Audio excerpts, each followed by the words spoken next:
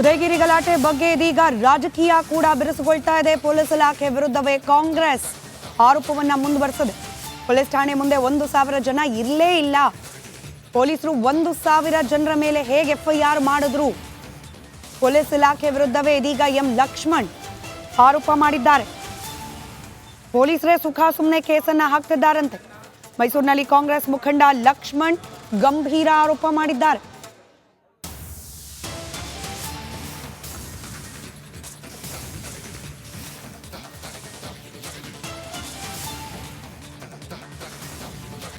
ಮತ್ತೊಂದು ಕಡೆ ಕಾಂಗ್ರೆಸ್ನ ಆರೋಪ ಪೊಲೀಸರ ವಿರುದ್ಧವೇ, ಪೊಲೀಸ್ ಇಲಾಖೆ ವಿರುದ್ಧವೇ. ಡೀಟೇಲ್ಸ್ ಹಂಚ್ಕೊಳ್ಳೋದಾದ್ರೆ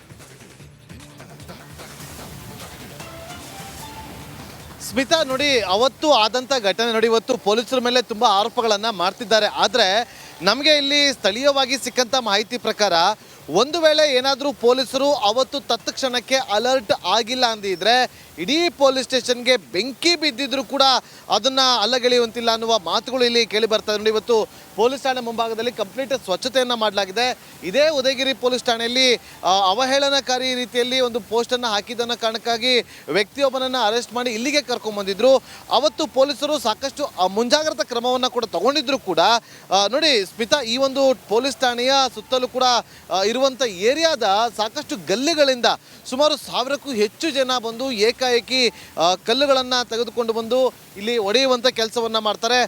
ಹಾಗಾಗಿ ಪೊಲೀಸರನ್ನ ಕಂಟ್ರೋಲ್ ಮಾಡುವಂಥ ಕೆಲಸಗಳನ್ನು ಕೂಡ ಮಾಡ್ತಾರೆ. ಆದರೆ ಯಾವಾಗ 3 ಸುತ್ತಿನ ಗುಂಡನ್ನು ಗಾಳಿಯಲ್ಲಿ ಹಾರಿಸ್ತಾರೋ ಆ ಕ್ಷಣಕ್ಕೆ ಎಲ್ಲರೂ ಕೂಡ ಇಲ್ಲಿಂದ ಓಡಿ ಹೋಗುವಂಥ ಕೆಲಸವನ್ನು ಮಾಡ್ತಾರೆ. ನೋಡಿ, ಅವತ್ತು ಇದೇ ಜಾಗದಲ್ಲಿ DCP ಜಾಹ್ನವಿ ಅವರು ಹೋಗಬೇಕಾದ್ರೆ ಅವರ ಕಾರಿನ ಮೇಲೂ ಕೂಡ ಕಲ್ಲುಗಳನ್ನು ತೂರಾಟ ಮಾಡುವಂಥ ಕೆಲಸಗಳಾಗಿತ್ತು. ಹಾಗಾಗಿ ಈಗ 15 ಜನರನ್ನು ವಶಕ್ಕೆ ಪಡೆದುಕೊಂಡು ಅವರನ್ನು ವಿಚಾರಣೆಗೊಳಪಡಿಸಿದ್ದಾರೆ. ಜೊತೆಗೆ ಇಲ್ಲಿ ಪ್ರಮುಖವಾಗಿ ಪ್ರವೋಕ್ ಮಾಡಿದಂಥ ಒಬ್ಬ ಮೌಲ್ವಿ ಏನಿದ್ದಾನೆ ಆತನಿಗೋಸ್ಕರ ಹುಡುಕಾಟವನ್ನು ಕೂಡ ನಡೆಸ್ತಾ ಇದ್ದಾರೆ. ಇದೆಲ್ಲದರ ಜೊತೆಗೆ ಈಗ 15 ಜನರನ್ನ ಏನು ವಶಕ್ಕೆ ಪಡೆದುಕೊಂಡಿದ್ರು, ಅವರ ಪೋಷಕರು ತಡರಾತ್ರಿ ಬಂದು ಇಲ್ಲಿ ಪೊಲೀಸ್ ಠಾಣೆ ಮುಂಭಾಗದಲ್ಲಿ ನಮ್ಮ ಮಕ್ಕಳು ಏನು ತಪ್ಪು ಮಾಡಿಲ್ಲ, ನಮ್ಮ ಮನೆಯವರನ್ನ ಬಿಟ್ಬಿಡಿ ಅಂತೇಳಿ ರಿಕ್ವೆಸ್ಟನ್ನು ಮಾಡ್ಕೊಳ್ಳೋಕ್ಕೆ ಬಂದಂಥ ಸಂದರ್ಭದಲ್ಲಿ ವಕೀಲರೊಬ್ಬರು ಬಂದು ಅವರಿಗೆ ಬೈದು ಇಲ್ಲಿಂದ ಕಳಿಸಿದ್ದಾರೆ ಅನ್ನೋ ಮಾಹಿತಿ ಕೂಡ ಸಿಗ್ತಾ ಇದೆ.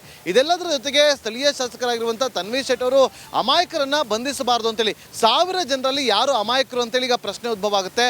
ಅಷ್ಟೂ ಜನರ ಬಳಿ ಪ್ರತಿಯೊಬ್ಬರ ನೋಡಿ CCTV ಫುಟೇಜನ್ನು ನೋಡ್ತಾ ಇದ್ದೀವಿ ಸ್ಮಿತಾ, ಅವರೆಲ್ಲರ ಬಳಿ ಕಲ್ಲು ಇತ್ತು ಅಂತಂದರೆ ಇದೆಲ್ಲವೂ ಕೂಡ ಪ್ರೀ ಪ್ಲ್ಯಾನ್ಡ್ ಅನ್ನೋದು ಸ್ಪಷ್ಟವಾಗಿ ಗೊತ್ತಾಗ್ತಾ ಇದೆ. ಹಾಗಾಗಿ ಒಬ್ಬ ರಾಜಕಾರಣಿಗಳ ಫೋಟೋವನ್ನು ಬೆತ್ತಲೆ ಮಾಡಿ ಪೋಸ್ಟನ್ನು ಹಾಕಿದ್ದಕ್ಕೋಸ್ಕರ ಅಂತ ಹೇಳಲಾಗ್ತದೆ. ಆದರೆ ಇಲ್ಲಿ ಧರ್ಮಗುರುವಿನ ಫೋಟೋವನ್ನು ಕೂಡ ಹಾಕಲಾಗಿತ್ತು ಅಂತೇಳಿ ಆರೋಪಗಳು ಕೇಳಿ ಬರ್ತದೆ. ಆದರೆ ಸತ್ಯಾಸತ್ಯತೆ ತನಿಖೆಯಿಂದ ಮಾತ್ರ ಗೊತ್ತಾಗಬೇಕಾಗಿದೆ ಸ್ಮಿತಾ. ನಾಗೇಂದ್ರ ಬಾಬು, ಇದರ ಜೊತೆಯಲ್ಲಿ 1,000 ಮಂದಿ ಇರಲೇ ಇಲ್ಲ, ಪೊಲೀಸರು ಸುಖ ಸುಮ್ಮನೆ ಕೇಸ್ ಹಾಕ್ತಿದ್ದಾರೆ ಅಂತ ಹೇಳಿ ಇವತ್ತು ಮೈಸೂರು ಭಾಗದ ಕಾಂಗ್ರೆಸ್ ಮುಖಂಡ ಲಕ್ಷ್ಮಣ್ ಆರೋಪ ಮಾಡಿರೋದು. ಅಂದ್ರೆ ಇಡೀ ಘಟನೆಯನ್ನ ಬೇರೆ ಬೇರೆ ಆಯಾಮಕ್ಕೆ ತಿರ್ಚೋ ಪ್ರಯತ್ನ ಆಗ್ತಿದೆಯಾ ಅನ್ನೋ ಅನುಮಾನಕ್ಕೂ ಕೂಡ ಈ ಹೇಳಿಕೆಗಳು ಕಾರಣವಾಗ್ತಾ ಇದೆ. ಖಂಡಿತವಾಗ್ಲೂ ಸ್ಮಿತಾ, ನೋಡಿ ಇವತ್ತು ಪೊಲೀಸರು ತಮ್ಮ ಪಾಡಿಗೆ ತನಿಖೆಯನ್ನು ಮಾಡೋದಕ್ಕಂತೂ ಬಿಡ್ತಾ ಇಲ್ಲ. ಯಾಕೆಂದರೆ ರಾಜಕೀಯವಾದಂಥ ಪ್ರಭಾವಗಳು ಈ ಹೇಳಿಕೆಯಿಂದ ಅವರಿಗೆ ತಟ್ತಾ ಇದೆ ಅಂದರೂ ಕೂಡ ತಪ್ಪಾಗೋದಿಲ್ಲ. ನೋಡಿ, ಒಂದು ಕಡೆ ಲಕ್ಷ್ಮಣ್ ಅವರ ಹೇಳಿಕೆ ಆಗಿರ್ಬೋದು, ಅಥವಾ BJP ನಾಯಕರ ಹೇಳಿಕೆ ಆಗಿರ್ಬೋದು, ಅಥವಾ ಸ್ಥಳೀಯ ಶಾಸಕ ತನ್ವೀರ್ ಶೆಟ್ಟಿ ಅವರ ಹೇಳಿಕೆಗಳಾಗಿರ್ಬೋದು, 1000 ಜನ ಇದ್ರೋ ಇಲ್ವೋ ಅನ್ನೋದು ತನಿಖೆಯಿಂದ ಗೊತ್ತಾಗಬೇಕು. CCTV ದೃಶ್ಯಾವಳಿಗಳು ಹೇಳ್ತಾ ಇದೆ ಅವತ್ತು ಎಷ್ಟು ಜನ ಇಲ್ಲಿ ಜಮಾವಣೆಗೊಂಡಿದ್ರು ಅಂತೇಳಿ. ನೋಡಿ, ಇಲ್ಲಿ ಸುತ್ತಲೂ ಒಂದು ಏರಿಯಾವನ್ನು ಕೂಡ ತೋರಿಸ್ತೀನಿ. ನೋಡಿ, ಈ ಏರಿಯಾದಿಂದ ಬಂದಿರುವಂಥ ಫುಟೇಜ್ಗಳು ಸಿಕ್ಕಿದೆ. ಜೊತೆಗೆ ಈ ಪಕ್ಕದ ರೋಡ್ನಲ್ಲಿ ಕೂಡ ನೋಡಿ ಇದೇ ರೀತಿಯಾಗಿ ಸುಮಾರು 10 ಗಲ್ಲಿಗಳಿದೆ ಈ ರಸ್ತೆಯಲ್ಲಿ. 10 ಗಲ್ಲಿಗಳಿಂದ ಜನ ಬರ್ತಾರೆ. ನೋಡಿ, ಇದೊಂದು ಮೇನ್ ರೋಡು. ಈ ಮೇನ್ ರೋಡಿಂದ ಈ ಭಾಗದಲ್ಲಿ ಕೂಡ ಬರುವಂಥ ಜನರು ಆ ಕಡೆಯಿಂದನೂ ಕೂಡ ಅಂದರೆ ಕಂಪ್ಲೀಟ್ ಪೊಲೀಸ್ ಠಾಣೆಯನ್ನು ಸುತ್ತುವರಿತಾರೆ ಅಂತಂದರೆ ಅಷ್ಟು ಜನ ಬಂದಿರೋ 1000 ಜನ ಅಂದರೆ ಅಲ್ಲಿ ದೃಶ್ಯಾವಳಿಗಳೇ ಹೇಳ್ತಾ ಇದೆ. ಅದಕ್ಕಿಂತ ಇವರಿಗೆ ನಾಯಕರಿಗೆ ಇನ್ಯಾವ ಸಾಕ್ಷಿ ಕೊಡಬೇಕೋ ಗೊತ್ತಿಲ್ಲ. ಪೊಲೀಸರಿಗೆ ತಮ್ಮ ಪಾಡಿಗೆ ತನಿಖೆಯನ್ನು ಮಾಡೋದಕ್ಕೆ ಬಿಟ್ಟರೆ, ಫ್ರೀ ಹ್ಯಾಂಡನ್ನು ಕೊಟ್ಟರೆ ಅಲ್ಲಿ ಎಷ್ಟು ಜನ ಇದ್ದರು ಏನೆಲ್ಲ ಆಗ್ತಾಯಿದೆ ನೋಡಿ. ಇಲ್ಲಿ FIR ಅಲ್ಲಿ 1000 ಜನ 10,000 ಅಂತ ಬೇಕಾದ್ರೆ ಬರಿಬೋದು. ಆದರೆ ತನಿಖೆಯಿಂದ ಗೊತ್ತಾಗಬೇಕಲ್ವಾ. ಆ ತನಿಖೆಯನ್ನು ಮಾಡೋದಕ್ಕೆ ಈ ರಾಜಕೀಯ ನಾಯಕರು ಯಾಕೆ ಬಿಡ್ತಾ ಇಲ್ಲ ಅನ್ನೋ ಪ್ರಶ್ನೆ ಈಗ ಉದ್ಭವ ಆಗ್ತಾ ಇದೆ ಸ್ಮಿತಾ. ರೈಟ್, ಧನ್ಯವಾದ ನಾಗೇಂದ್ರ ಬಾಬು ಮಾಹಿತಿಗಾಗಿ.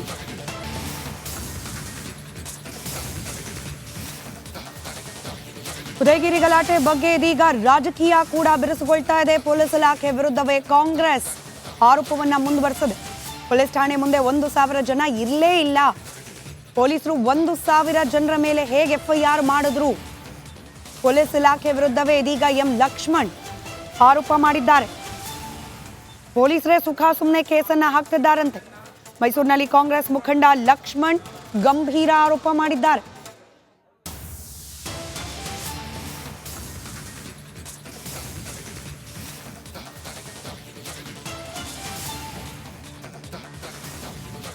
ಮತ್ತೊಂದು ಕಡೆ ಕಾಂಗ್ರೆಸ್ನ ಆರೋಪ ಪೊಲೀಸರ ವಿರುದ್ಧವೇ, ಪೊಲೀಸ್ ಇಲಾಖೆ ವಿರುದ್ಧವೇ. ಡೀಟೇಲ್ಸ್ ಹಂಚ್ಕೊಳ್ಳೋದಾದ್ರೆ ಸ್ಮಿತಾ ನೋಡಿ, ಅವತ್ತು ಆದಂಥ ಘಟನೆ ನೋಡಿ, ಇವತ್ತು ಪೊಲೀಸರ ಮೇಲೆ ತುಂಬ ಆರೋಪಗಳನ್ನು ಮಾಡ್ತಿದ್ದಾರೆ. ಆದರೆ ನಮಗೆ ಇಲ್ಲಿ ಸ್ಥಳೀಯವಾಗಿ ಸಿಕ್ಕಂಥ ಮಾಹಿತಿ ಪ್ರಕಾರ ಒಂದು ವೇಳೆ ಏನಾದರೂ ಪೊಲೀಸರು ಅವತ್ತು ತತ್ಕ್ಷಣಕ್ಕೆ ಅಲರ್ಟ್ ಆಗಿಲ್ಲ ಅಂದಿದ್ರೆ ಇಡೀ ಪೊಲೀಸ್ ಸ್ಟೇಷನ್ಗೆ ಬೆಂಕಿ ಬಿದ್ದಿದ್ರು ಕೂಡ ಅದನ್ನು ಅಲ್ಲಗೆಳೆಯುವಂತಿಲ್ಲ ಅನ್ನುವ ಮಾತುಗಳು ಇಲ್ಲಿ ಕೇಳಿ ಬರ್ತಾ ಇದೆ. ನೋಡಿ, ಇವತ್ತು ಪೊಲೀಸ್ ಠಾಣೆ ಮುಂಭಾಗದಲ್ಲಿ ಕಂಪ್ಲೀಟ್ ಸ್ವಚ್ಛತೆಯನ್ನು ಮಾಡಲಾಗಿದೆ. ಇದೇ ಉದಯಗಿರಿ ಪೊಲೀಸ್ ಠಾಣೆಯಲ್ಲಿ ಅವಹೇಳನಕಾರಿ ರೀತಿಯಲ್ಲಿ ಒಂದು ಪೋಸ್ಟನ್ನು ಹಾಕಿದ್ದನ್ನ ಕಾರಣಕ್ಕಾಗಿ ವ್ಯಕ್ತಿಯೊಬ್ಬನನ್ನು ಅರೆಸ್ಟ್ ಮಾಡಿ ಇಲ್ಲಿಗೆ ಕರ್ಕೊಂಡ್ಬಂದಿದ್ರು. ಅವತ್ತು ಪೊಲೀಸರು ಸಾಕಷ್ಟು ಮುಂಜಾಗ್ರತಾ ಕ್ರಮವನ್ನು ಕೂಡ ತಗೊಂಡಿದ್ರು ಕೂಡ ನೋಡಿ ಸ್ಮಿತಾ, ಈ ಒಂದು ಪೊಲೀಸ್ ಠಾಣೆಯ ಸುತ್ತಲೂ ಕೂಡ ಇರುವಂಥ ಏರಿಯಾದ ಸಾಕಷ್ಟು ಗಲ್ಲಿಗಳಿಂದ ಸುಮಾರು 1000ಕ್ಕೂ ಹೆಚ್ಚು ಜನ ಬಂದು ಏಕಾಏಕಿ ಕಲ್ಲುಗಳನ್ನು ತೆಗೆದುಕೊಂಡು ಬಂದು ಇಲ್ಲಿ ಒಡೆಯುವಂಥ ಕೆಲಸವನ್ನು ಮಾಡ್ತಾರೆ. ಹಾಗಾಗಿ ಪೊಲೀಸರನ್ನ ಕಂಟ್ರೋಲ್ ಮಾಡುವಂಥ ಕೆಲಸಗಳನ್ನು ಕೂಡ ಮಾಡ್ತಾರೆ. ಆದರೆ ಯಾವಾಗ 3 ಸುತ್ತಿನ ಗುಂಡನ್ನು ಗಾಳಿಯಲ್ಲಿ ಹಾರಿಸ್ತಾರೋ ಆ ಕ್ಷಣಕ್ಕೆ ಎಲ್ಲರೂ ಕೂಡ ಇಲ್ಲಿಂದ ಓಡಿ ಹೋಗುವಂಥ ಕೆಲಸವನ್ನು ಮಾಡ್ತಾರೆ. ನೋಡಿ, ಅವತ್ತು ಇದೇ ಜಾಗದಲ್ಲಿ DCP ಜಾಹ್ನವಿ ಅವರು ಹೋಗಬೇಕಾದ್ರೆ ಅವರ ಕಾರಿನ ಮೇಲೂ ಕೂಡ ಕಲ್ಲುಗಳನ್ನು ತೂರಾಟ ಮಾಡುವಂಥ ಕೆಲಸಗಳಾಗಿತ್ತು. ಹಾಗಾಗಿ ಈಗ 15 ಜನರನ್ನು ವಶಕ್ಕೆ ಪಡೆದುಕೊಂಡು ಅವರನ್ನು ವಿಚಾರಣೆಗೊಳಪಡಿಸಿದ್ದಾರೆ. ಜೊತೆಗೆ ಇಲ್ಲಿ ಪ್ರಮುಖವಾಗಿ ಪ್ರವೋಕ್ ಮಾಡಿದಂಥ ಒಬ್ಬ ಮೌಲ್ವಿ ಏನಿದ್ದಾನೆ ಆತನಿಗೋಸ್ಕರ ಹುಡುಕಾಟವನ್ನು ಕೂಡ ನಡೆಸ್ತಾ ಇದ್ದಾರೆ. ಇದೆಲ್ಲದರ ಜೊತೆಗೆ ಈಗ 15 ಜನರನ್ನ ಏನು ವಶಕ್ಕೆ ಪಡೆದುಕೊಂಡಿದ್ರು, ಅವರ ಪೋಷಕರು ತಡರಾತ್ರಿ ಬಂದು ಇಲ್ಲಿ ಪೊಲೀಸ್ ಠಾಣೆ ಮುಂಭಾಗದಲ್ಲಿ ನಮ್ಮ ಮಕ್ಕಳು ಏನು ತಪ್ಪು ಮಾಡಿಲ್ಲ, ನಮ್ಮ ಮನೆಯವರನ್ನ ಬಿಟ್ಬಿಡಿ ಅಂತೇಳಿ ರಿಕ್ವೆಸ್ಟನ್ನು ಮಾಡ್ಕೊಳ್ಳೋಕ್ಕೆ ಬಂದಂಥ ಸಂದರ್ಭದಲ್ಲಿ ವಕೀಲರೊಬ್ಬರು ಬಂದು ಅವರಿಗೆ ಬೈದು ಇಲ್ಲಿಂದ ಕಳಿಸಿದ್ದಾರೆ ಅನ್ನೋ ಮಾಹಿತಿ ಕೂಡ ಸಿಗ್ತಾ ಇದೆ. ಇದೆಲ್ಲದರ ಜೊತೆಗೆ ಸ್ಥಳೀಯ ಶಾಸಕರಾಗಿರುವಂಥ ತನ್ವೀರ್ ಶೆಟ್ಟಿ ಅವರು ಅಮಾಯಕರನ್ನ ಬಂಧಿಸಬಾರದು ಅಂತೇಳಿ 1000 ಜನರಲ್ಲಿ ಯಾರು ಅಮಾಯಕರು ಅಂತೇಳಿ ಈಗ ಪ್ರಶ್ನೆ ಉದ್ಭವ ಆಗುತ್ತೆ. ಅಷ್ಟೂ ಜನರ ಬಳಿ ಪ್ರತಿಯೊಬ್ಬರ ನೋಡಿ CCTV ಫುಟೇಜನ್ನು ನೋಡ್ತಾ ಇದ್ದೀವಿ ಸ್ಮಿತಾ, ಅವರೆಲ್ಲರ ಬಳಿ ಕಲ್ಲು ಇತ್ತು ಅಂತಂದರೆ ಇದೆಲ್ಲವೂ ಕೂಡ ಪ್ರೀ ಪ್ಲ್ಯಾನ್ಡ್ ಅನ್ನೋದು ಸ್ಪಷ್ಟವಾಗಿ ಗೊತ್ತಾಗ್ತಾ ಇದೆ. ಹಾಗಾಗಿ ಒಬ್ಬ ರಾಜಕಾರಣಿಗಳ ಫೋಟೋವನ್ನು ಬೆತ್ತಲೆ ಮಾಡಿ ಪೋಸ್ಟನ್ನು ಹಾಕಿದ್ದಕ್ಕೋಸ್ಕರ ಅಂತ ಹೇಳಲಾಗ್ತದೆ. ಆದರೆ ಇಲ್ಲಿ ಧರ್ಮಗುರುವಿನ ಫೋಟೋವನ್ನು ಕೂಡ ಹಾಕಲಾಗಿತ್ತು ಅಂತೇಳಿ ಆರೋಪಗಳು ಕೇಳಿ ಬರ್ತದೆ. ಆದರೆ ಸತ್ಯಾಸತ್ಯತೆ ತನಿಖೆಯಿಂದ ಮಾತ್ರ ಗೊತ್ತಾಗಬೇಕಾಗಿದೆ ಸ್ಮಿತಾ. ನಾಗೇಂದ್ರ ಬಾಬು, ಇದರ ಜೊತೆಯಲ್ಲಿ 1000 ಮಂದಿ ಇರಲೇ ಇಲ್ಲ, ಪೊಲೀಸರು ಸುಖ ಸುಮ್ಮನೆ ಕೇಸ್ ಹಾಕ್ತಿದ್ದಾರೆ ಅಂತ ಹೇಳಿ ಇವತ್ತು ಮೈಸೂರು ಭಾಗದ ಕಾಂಗ್ರೆಸ್ ಮುಖಂಡ ಲಕ್ಷ್ಮಣ್ ಆರೋಪ ಮಾಡಿರೋದು. ಅಂದ್ರೆ ಇಡೀ ಘಟನೆಯನ್ನ ಬೇರೆ ಬೇರೆ ಆಯಾಮಕ್ಕೆ ತಿರ್ಚೋ ಪ್ರಯತ್ನ ಆಗ್ತಿದೆಯಾ ಅನ್ನೋ ಅನುಮಾನಕ್ಕೂ ಕೂಡ ಈ ಹೇಳಿಕೆಗಳು ಕಾರಣವಾಗ್ತಾ ಇದೆ. ಖಂಡಿತವಾಗ್ಲೂ ಸ್ಮಿತಾ, ನೋಡಿ ಇವತ್ತು ಪೊಲೀಸರು ತಮ್ಮ ಪಾಡಿಗೆ ತನಿಖೆಯನ್ನು ಮಾಡೋದಕ್ಕಂತೂ ಬಿಡ್ತಾ ಇಲ್ಲ. ಯಾಕೆಂದರೆ ರಾಜಕೀಯವಾದಂಥ ಪ್ರಭಾವಗಳು ಈ ಹೇಳಿಕೆಯಿಂದ ಅವರಿಗೆ ತಟ್ತಾ ಇದೆ ಅಂದರೂ ಕೂಡ ತಪ್ಪಾಗೋದಿಲ್ಲ. ನೋಡಿ, ಒಂದು ಕಡೆ ಲಕ್ಷ್ಮಣ್ ಅವರ ಹೇಳಿಕೆ ಆಗಿರ್ಬೋದು, ಅಥವಾ BJP ನಾಯಕರ ಹೇಳಿಕೆ ಆಗಿರ್ಬೋದು, ಅಥವಾ ಸ್ಥಳೀಯ ಶಾಸಕ ತನ್ವೀರ್ ಶೆಟ್ಟಿ ಅವರ ಹೇಳಿಕೆಗಳಾಗಿರ್ಬೋದು, 1000 ಜನ ಇದ್ರೋ ಇಲ್ವೋ ಅನ್ನೋದು ತನಿಖೆಯಿಂದ ಗೊತ್ತಾಗಬೇಕು. CCTV ದೃಶ್ಯಾವಳಿಗಳು ಹೇಳ್ತಾ ಇದೆ ಅವತ್ತು ಎಷ್ಟು ಜನ ಇಲ್ಲಿ ಜಮಾವಣೆಗೊಂಡಿದ್ರು ಅಂತೇಳಿ. ನೋಡಿ, ಇಲ್ಲಿ ಸುತ್ತಲೂ ಒಂದು ಏರಿಯಾವನ್ನು ಕೂಡ ತೋರಿಸ್ತೀನಿ. ನೋಡಿ, ಈ ಏರಿಯಾದಿಂದ ಬಂದಿರುವಂಥ ಫುಟೇಜ್ಗಳು ಸಿಕ್ಕಿದೆ. ಜೊತೆಗೆ ಈ ಪಕ್ಕದ ರೋಡ್ನಲ್ಲಿ ಕೂಡ ನೋಡಿ ಇದೇ ರೀತಿಯಾಗಿ ಸುಮಾರು 10 ಗಲ್ಲಿಗಳಿದೆ ಈ ರಸ್ತೆಯಲ್ಲಿ. 10 ಗಲ್ಲಿಗಳಿಂದ ಜನ ಬರ್ತಾರೆ.